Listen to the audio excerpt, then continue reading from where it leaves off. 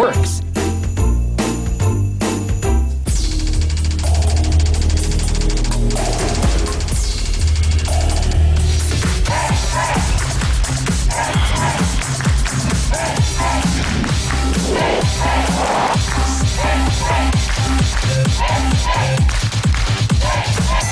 Nakikinig na usapan, umaatikabong mga yan.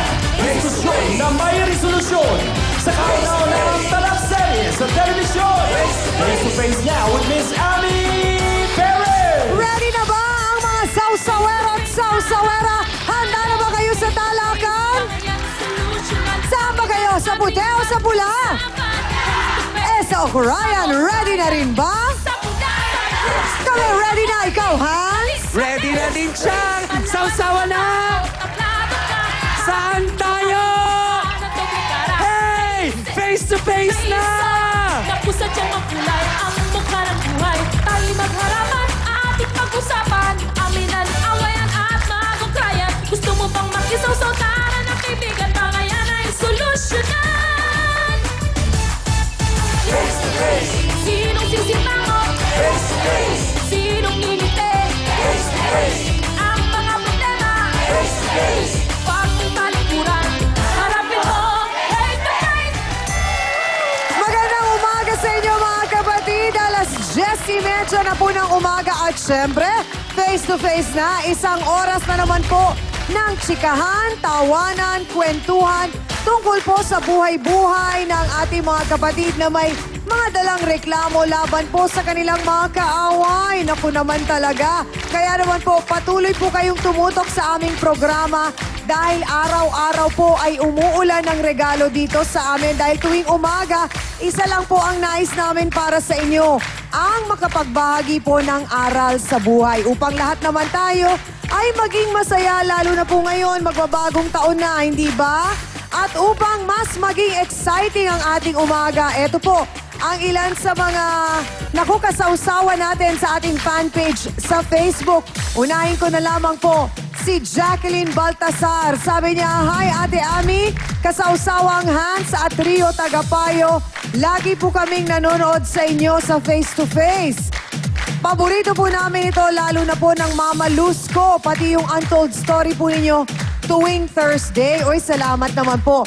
Nakakatuwang makita na kahit galit na galit po yung ilan sa mga guests nyo ay nagbabati rin naman po.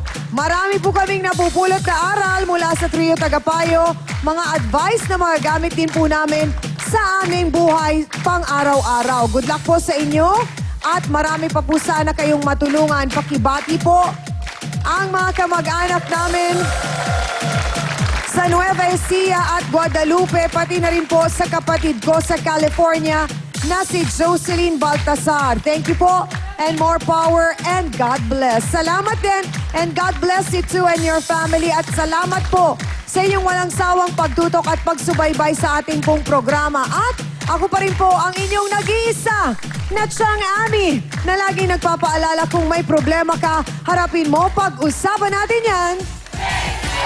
At eto, upang samahan po tayong lahat na makisawsaw ngayong araw na ito, ang nag-iisa, ang napakaraming trabaho, talagang hindi napapagod.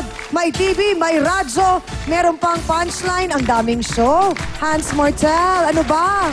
Hi, Chang! Nako, okay lang yun na maraming trabaho kasi Chang, sabi mo nga, magbabagong taon. Siyempre, maganda na sinisimulan natin sa sipag at pagpupursige ang ating taon, hindi ba mga kapatid? Naku, pareho po ng tatlong taong ito. Hindi lang po masipag, hindi lang mapagpursige. Abay, mga eksperto rin sa kanilang mga larangan. Siyempre, kilala niyo na sila, ang ating Trio Tagapayo!